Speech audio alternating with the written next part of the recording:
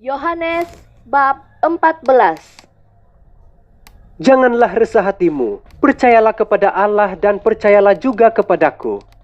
Di dalam rumah Bapakku ada banyak tempat tinggal. Jika hal ini tidak benar, tidaklah kukatakan kepadamu. Aku akan pergi menyediakan tempat untukmu. Jika aku pergi dan menyediakan tempat untukmu, aku akan pulang dan membawamu ke tempatku, supaya di tempat aku berada, di situ juga kamu berada. Kamu tahu jalan ke tempat aku pergi.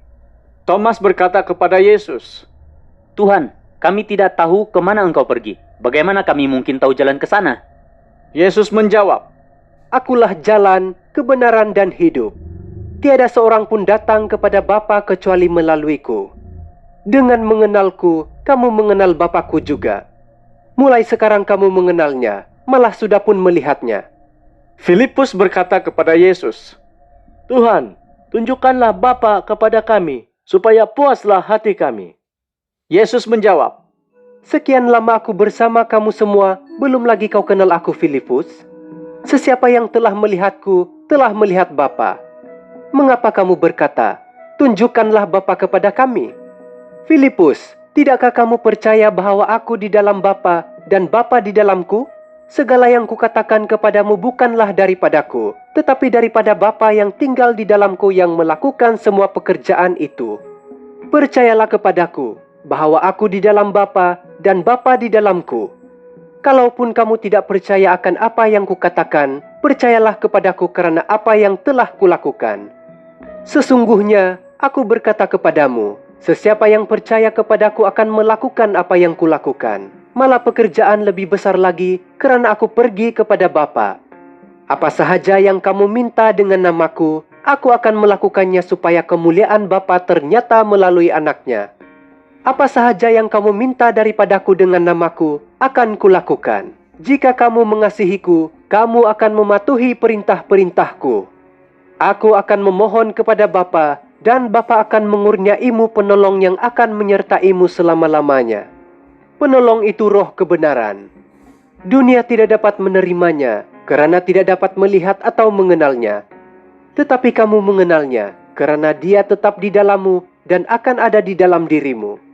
Aku tidak akan meninggalkanmu seperti anak yatim piatu. Aku akan datang lagi mendapatkanmu. Tidak lama lagi, dunia tidak akan melihatku lagi, tetapi kamu akan melihatku. Oleh sebab aku hidup, kamu juga akan hidup. Setelah tiba hari itu, kamu akan tahu bahwa aku di dalam Bapa, kamu di dalamku, dan aku juga di dalammu. Sesiapa yang menerima dan mematuhi perintah-perintahku, mengasihiku. Sesiapa yang mengasihiku akan dikasihi oleh Bapakku, dan aku juga akan mengasihinya serta memperlihatkan diriku kepadanya. Yudas, bukan Yudas Iskariot, berkata kepada Yesus, Tuhan, mengapa engkau memperlihatkan diri kepada kami tetapi tidak kepada dunia? Yesus menjawab, Sesiapa yang mengasihiku akan menurut ajaranku. Bapakku akan mengasihinya, dan kami akan datang kepadanya serta tinggal bersamanya. Orang yang tidak mengasihiku tidak menurut ajaranku, padahal ajaran itu bukan daripadaku, tetapi daripada Bapa yang mengutusku. Aku memberitahumu semua ini ketika aku masih tinggal bersamamu. Namun demikian, penolong, yaitu Roh Kudus yang akan diutus Allah dalam namaku, akan mengajarmu segala-galanya dan mengingatkanmu tentang apa yang telah kukatakan kepadamu.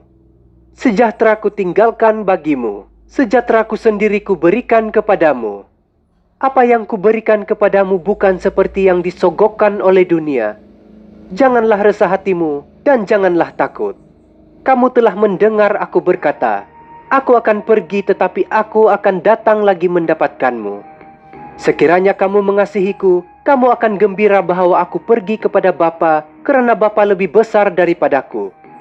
Semua ini kukatakan kepadamu sebelum terjadi, supaya ketika berlaku nanti, kamu akan percaya kepadaku. Aku tidak dapat bercakap lama lagi denganmu, kerana sudah tiba waktunya pemerintah dunia ini datang. Sebenarnya dia tidak berkuasa atas diriku. Namun demikian, aku menjalankan semua perintah Bapa, supaya dunia tahu bahwa aku mengasihi Bapa. Bangkitlah, marilah kita beredar dari sini. Yohanes bab 15. Aku ini pokok anggur yang benar, dan Bapakku peladang anggur. Dia mengerat setiap rantingku yang tidak berbuah, dan mencanta setiap rantingku yang berbuah, supaya berbuah lebih lebat lagi. Kamu sudah dibersihkan dengan ajaran yang kusampaikan kepadamu. Tetaplah di dalamku seperti aku di dalammu. Ranting tidak dapat berbuah jika terpisah dari pokok anggur. Demikian jugalah kamu. Kamu dapat berbuah hanya jika kamu tetap di dalamku. Aku pokok anggur dan kamu ranting-rantingnya. Jika kamu tetap di dalamku dan aku di dalammu, kamu akan berbuah lebat. Tanpaku, kamu tidak dapat menghasilkan apa-apa. Sesiapa yang tidak tetap di dalamku adalah seperti ranting yang dikerat lalu dibiarkan kering, kemudian dikumpulkan, dan dibuang ke dalam api lalu dibakar. Sekiranya kamu tetap di dalamku, dan kata-kataku tetap di dalammu, mintalah apa sahaja yang kamu kehendaki, permohonan itu akan dikabulkan. Kemuliaan Bapa ternyata apabila kamu berbuah lebat. Itulah tanda kamu benar-benar muridku. Sebagaimana Bapa mengasihiku, demikianlah juga aku mengasihimu. Tetaplah dalam kasihku. Jika kamu menurut perintahku, kamu akan tetap dalam kasihku. Sebagaimana aku menurut perintah Bapa dan tetap dalam kasihnya. Aku berkata demikian kepadamu supaya kebahagiaanku ada dalam dirimu, dan sempurnalah kebahagiaanmu. Inilah perintahku, kasihilah sesama sendiri, seperti aku mengasihimu. Tiada kasih yang lebih besar daripada kasih seorang yang mengorbankan nyawanya untuk sahabatnya. Kamu sahabat-sahabatku jika kamu melaksanakan perintah yang telah kuberikan. Aku tidak lagi memanggilmu hamba, karena hamba tidak tahu apa yang dilakukan oleh tuannya.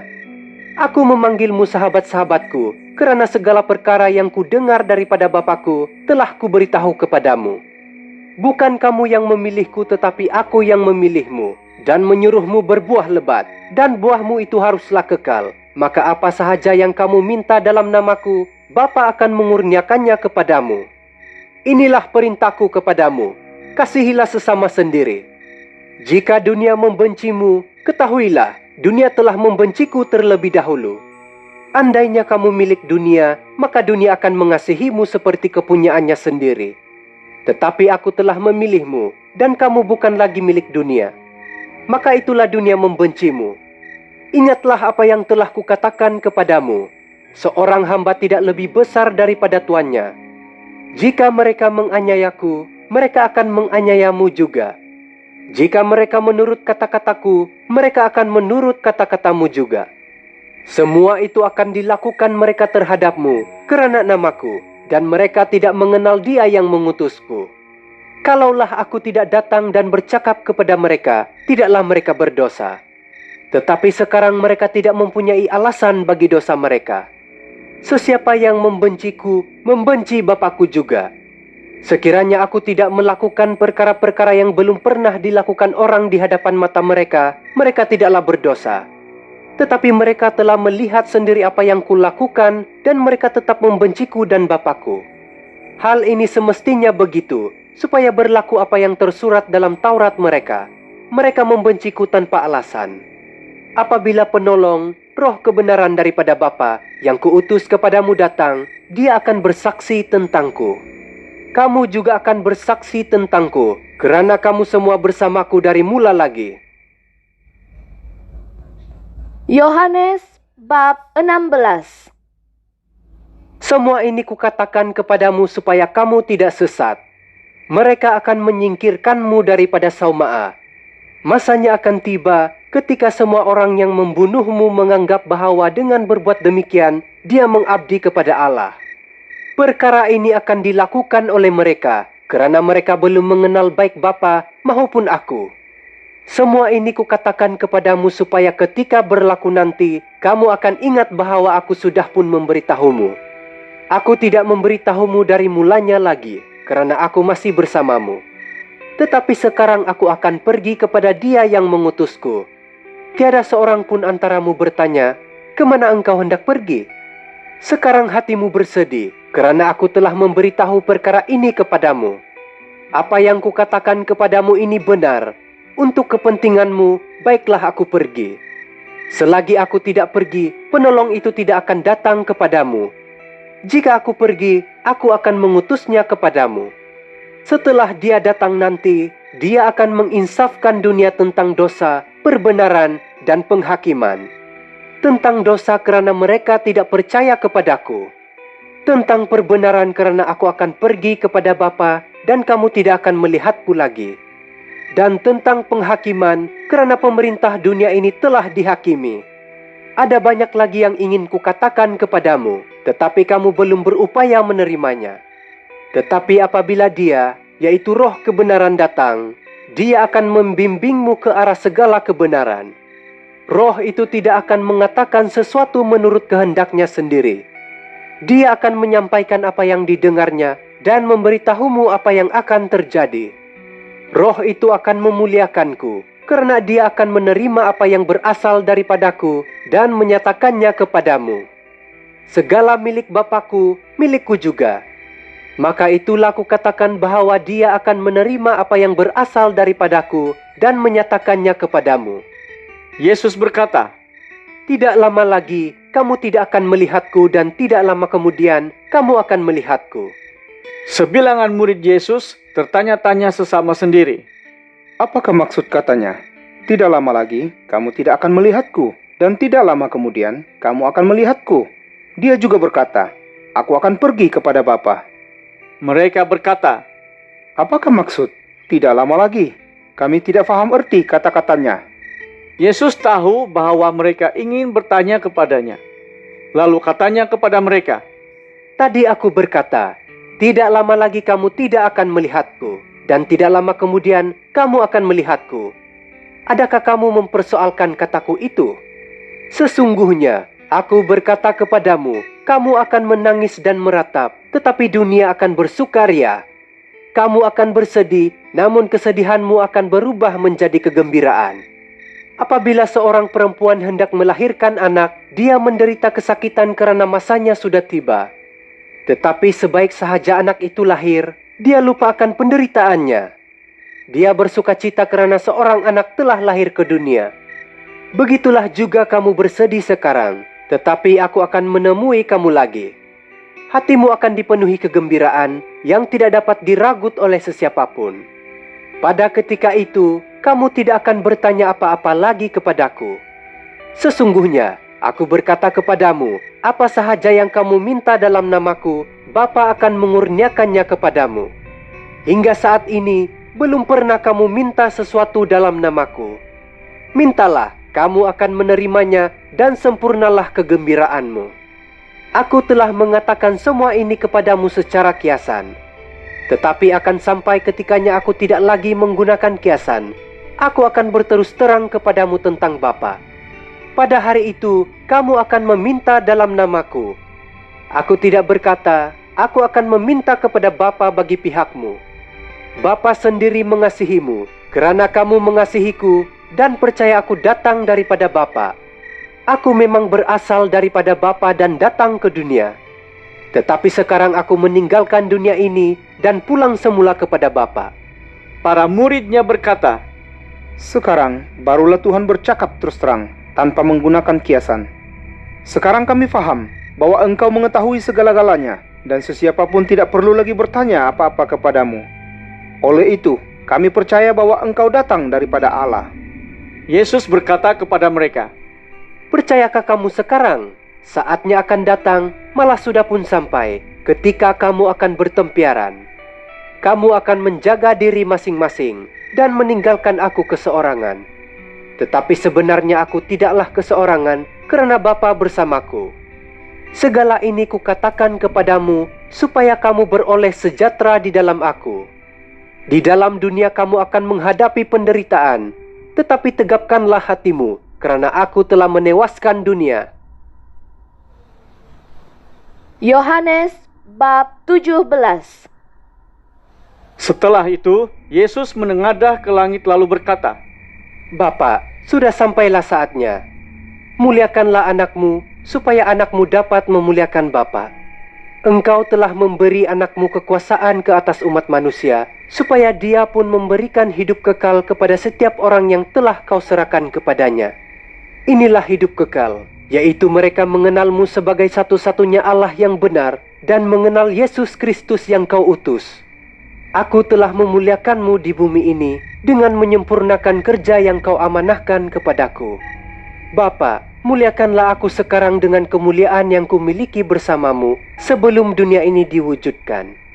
Aku telah menyatakan nama-Mu kepada semua orang di dunia ini yang telah Kau serahkan kepadaku. Mereka semua milik-Mu. Engkau telah mengamanahkan mereka kepadaku. Kini mereka taat akan firman-Mu. Sekarang mereka tahu bahwa segala yang Kau berikan kepadaku itu sebenarnya berasal daripada-Mu. Firman yang Kau berikan kepadaku telah Kusampaikan kepada mereka dan mereka menerimanya. Mereka benar-benar tahu bahwa aku sesungguhnya berasal daripada-Mu dan percaya bahwa Engkau telah mengutusku. Aku berdoa untuk mereka.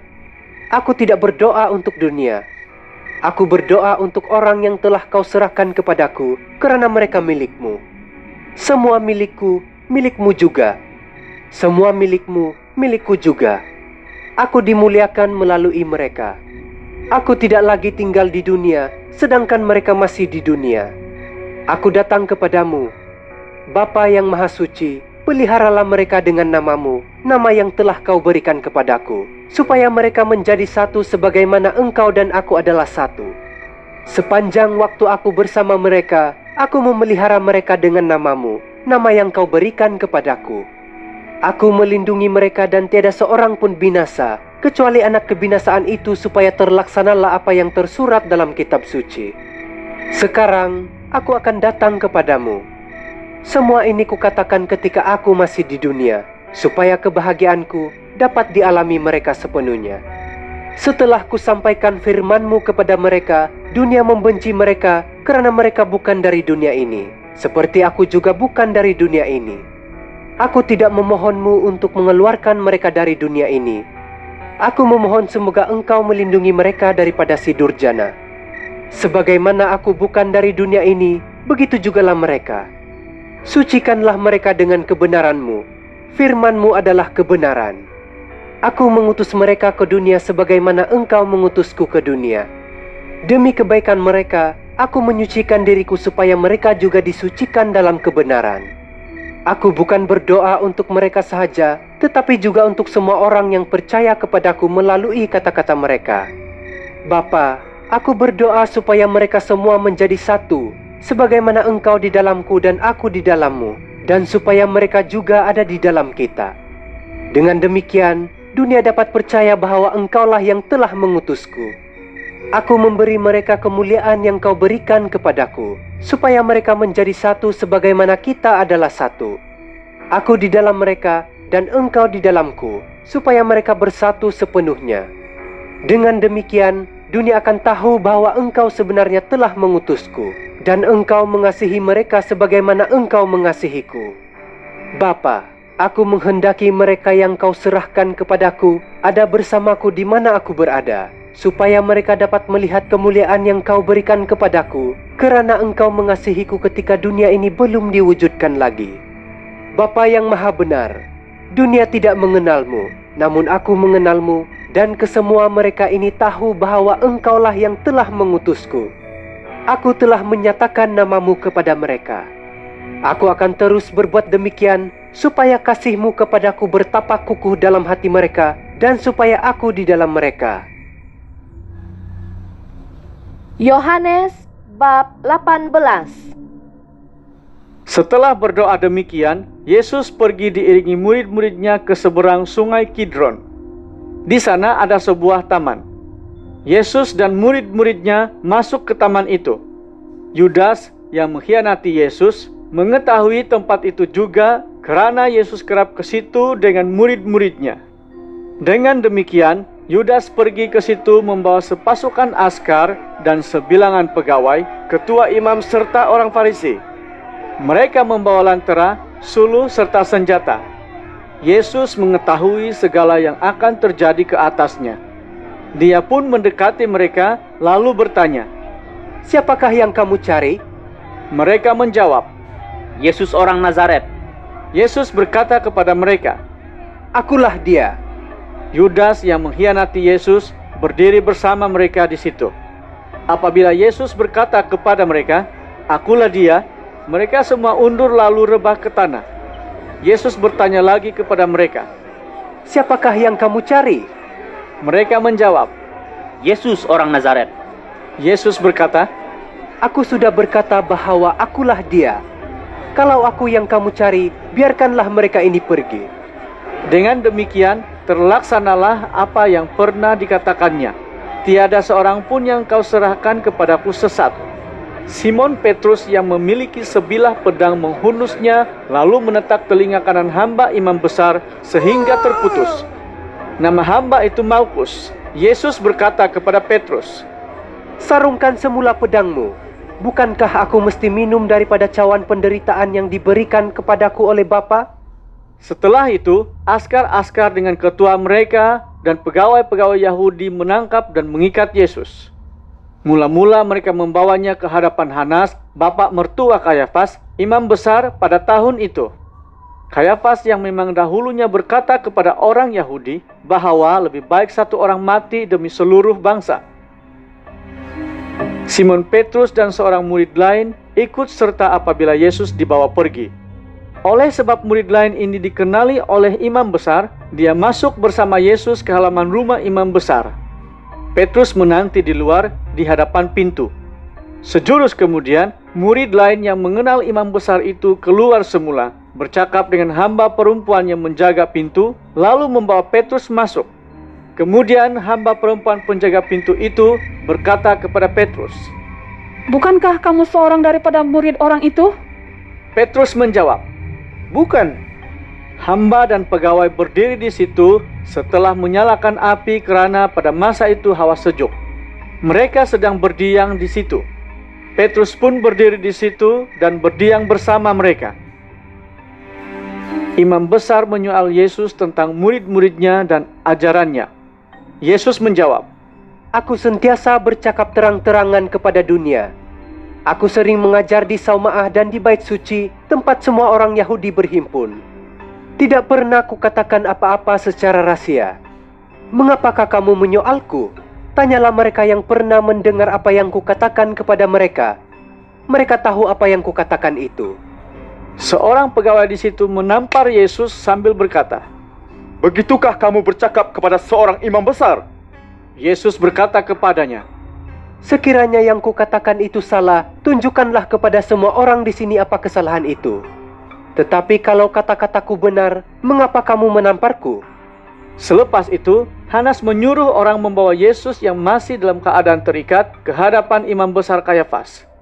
Simon Petrus masih berdiri berdiam. Maka orang di situ bertanya kepadanya, Bukankah kamu seorang daripada murid orang itu? Petrus menjawab, Bukan. seorang daripada hamba imam besar ada di situ. Dia saudara kepada hamba yang ditetak putus telinganya oleh Petrus. Dia berkata kepada Petrus, Bukankah kamu yang kulihat di taman itu bersamanya? Petrus menyangkalnya lagi, dan sejurus selepas itu ayam berkokok. Kemudian mereka membawa Yesus dari rumah Kayafas ke istana Gubernur. Tetapi orang Yahudi tidak turut masuk ke dalam istana itu kerana pagi masih awal. Mereka tidak mahu terkena najis kerana mereka hendak menyertai jamuan Paskah. Oleh yang demikian, Pilatus keluar menemui mereka. Dia bertanya, Apakah tuduhanmu terhadap orang ini? mereka menjawab, Jika orang ini tidak melakukan perbuatan jahat, sudah tentu kami tidak akan membawanya ke hadapanmu. Kemudian Pilatus berkata kepada mereka, Ambillah dia dan adili dia mengikut undang-undangmu. Orang Yahudi menjawab, Kami tidak mempunyai kuasa undang-undang untuk menjatuhkan hukum mati ke atas seseorang. dengan demikian akan terjadilah apa yang telah dikatakan oleh Yesus tentang cara kematiannya. Selepas itu, Pilatus masuk semula ke istana dan memanggil Yesus lalu bertanya, Adakah kamu raja orang Yahudi? Yesus menjawab, Adakah kata-kata ini daripada dirimu sendiri, atau adakah orang lain mengatakannya kepadamu tentang diriku? Pilatus menjawab, Adakah aku seorang Yahudi? Bangsamu sendiri dan ketua-ketua imam telah membawamu kepadaku. Apakah yang telah kau lakukan? Yesus menjawab, Kerajaanku bukanlah daripada dunia ini. Kiranya kerajaanku dari dunia ini, tentulah para muridku berjuang mempertahanku daripada diserahkan kepada orang Yahudi. Tetapi kerajaanku bukanlah dari sini." Dengan demikian Pilatus pun berkata kepadanya, Jadi, adakah kamu seorang raja? Yesus menjawab, "Betul katamu. Aku seorang raja. Aku dilahirkan ke dunia untuk memberikan kesaksian tentang kebenaran. Setiap orang yang memihak kepada kebenaran mendengar suaraku." Pilatus berkata kepadanya. Apakah itu kebenaran? Kemudian dia keluar mendapatkan orang Yahudi lalu berkata, Aku mendapatinya tidak bersalah sama sekali. Tetapi kamu ada satu adat, yaitu aku harus membebaskan seorang daripada bangsamu pada perayaan Paskah. Mahukah kamu kubebaskan raja orang Yahudi? Mereka semua berteriak lagi. Jangan bebaskan orang itu. Bebaskan Barabas. Barabas itu seorang perompak.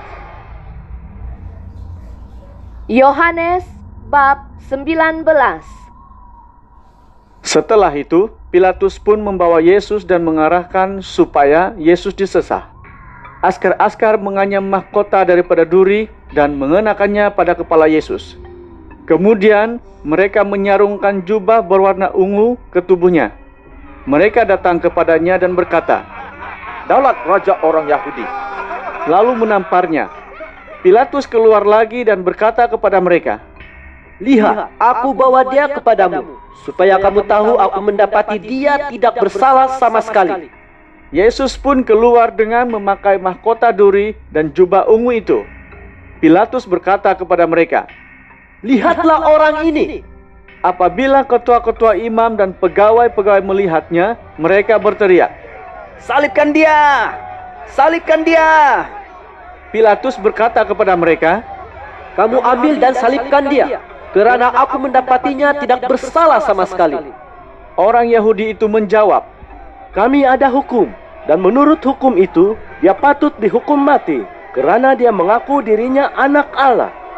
apabila mendengar kata-kata itu, Pilatus semakin takut. Dia masuk semula ke istana dan bertanya kepada Yesus. Dari manakah kamu ini? Tetapi Yesus tidak menjawab.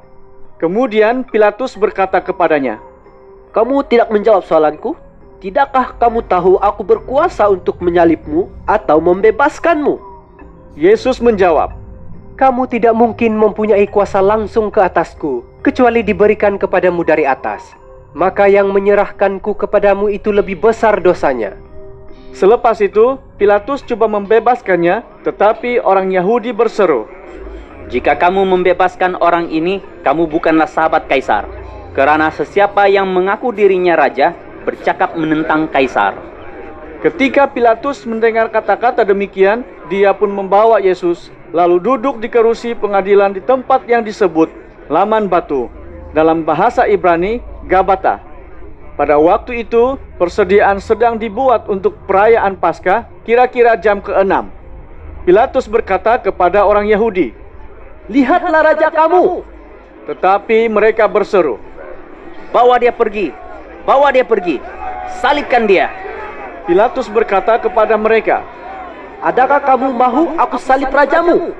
ketua-ketua imam menjawab, Kami tidak ada raja selain Kaisar. Oleh itu, Pilatus pun menyerahkan Yesus kepada mereka untuk disalib. Lalu mereka mengambilnya dan membawanya pergi. Yesus pun mengangkat salibnya dan pergi ke suatu tempat yang dipanggil tempat tengkorak, yang dalam bahasa Ibrani disebut Golgota. Di situ mereka menyalib Yesus bersama-sama dua orang lain di kiri dan kanannya, dan Yesus di tengah. Pilatus memerintahkan supaya satu catatan ditulis dan diletakkannya di atas salib itu. Tulisan itu berbunyi, Yesus orang Nazaret, Raja orang Yahudi. Ramai orang Yahudi membaca tulisan itu, kerana tempat Yesus disalib itu dekat dengan kota, dan tulisan itu dalam bahasa Ibrani, Yunani, dan Latin. Ketua-ketua imam Yahudi pula berkata kepada Pilatus, Janganlah tulis, Raja orang Yahudi. Tetapi tulislah, Dia berkata dia Raja orang Yahudi. Pilatus menjawab, Apa yang sudah kutulis itu, sudah kutulis. Setelah menyalib Yesus, askar-askar mengambil pakaiannya dibahagi 4, sebahagian untuk setiap askar. Mereka mengambil jubahnya juga. Jubah itu tidak berkelim, seluruhnya dianyam dari atas. Oleh itu, mereka berkata-kata sesama sendiri, Janganlah kita koyakkan.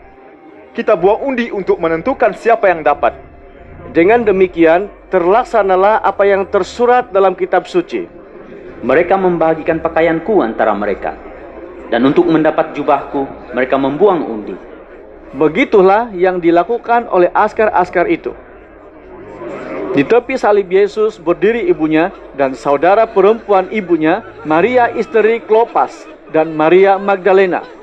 Apabila Yesus melihat ibunya dan muridnya yang dikasihi berdiri di situ, dia pun berkata kepada ibunya, Lihat, itulah anakmu. kepada muridnya dia berkata, Lihatlah ibumu. Sejak itu, murid tersebut mengambil ibu Yesus sebagai ibunya dan membawanya tinggal di rumahnya. Selepas itu, Yesus mengetahui bahwa segala-galanya telah berlaku sebagaimana tersurat dalam kitab suci, lalu berkata, Aku dahaga. Di situ ada sebuah bekas berisi air anggur masam. Lalu mereka memenuhkan sebuah span dengan air anggur masam itu, meletakkannya di atas batang hisop dan mencecahkannya ke mulut Yesus. Setelah Yesus menerima air anggur masam itu, dia berkata, Sudah selesai. Dia menundukkan kepala, lalu menyerahkan rohnya. Oleh sebab hari itu hari persediaan, dan mayat-mayat itu tidak sewajarnya masih ada di atas salib pada hari Sabat. Karena hari Sabat itu hari mulia, orang Yahudi meminta kepada Pilatus agar mayat-mayat itu dipatahkan kakinya dan dibawa pergi. Askar-askar pun datang mematahkan kaki orang yang disalib bersama Yesus itu, seorang demi seorang. Tetapi apabila mereka sampai kepada Yesus dan melihat dia sudah tidak bernyawa lagi, mereka pun tidak mematahkan kakinya.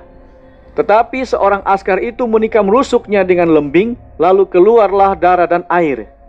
Maka dia yang melihatnya merakamkan sebagai kesaksian, dan rakamannya itu benar. Dia tahu bahwa dia bercakap benar, supaya kamu percaya. Semua ini dilakukan supaya terlaksanalah yang tersurat dalam kitab suci. Tidak ada satupun tulangnya akan dipatahkan. Juga tersurat dalam kitab suci, Mereka akan memandang dia yang telah ditikam oleh mereka. selepas itu, Yusuf yang berasal dari Arimatea meminta izin daripada Pilatus untuk mengambil jenazah Yesus. Yusuf ialah seorang murid Yesus secara diam-diam karena takut akan ketua orang Yahudi.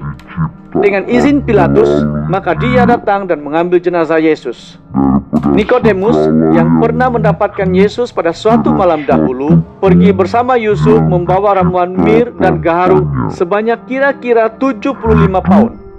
Mereka mengambil jenazah Yesus, lalu mengapankannya dengan kain linen dan ramuan rempah mengikut adat pengebumian orang Yahudi. Di sebuah taman di tempat Yesus disalib, terdapat sebuah makam yang belum pernah digunakan. Oleh sebab makam itu dekat, dan hari itu hari persediaan orang Yahudi, mereka pun memasukkan jenazah Yesus ke dalamnya.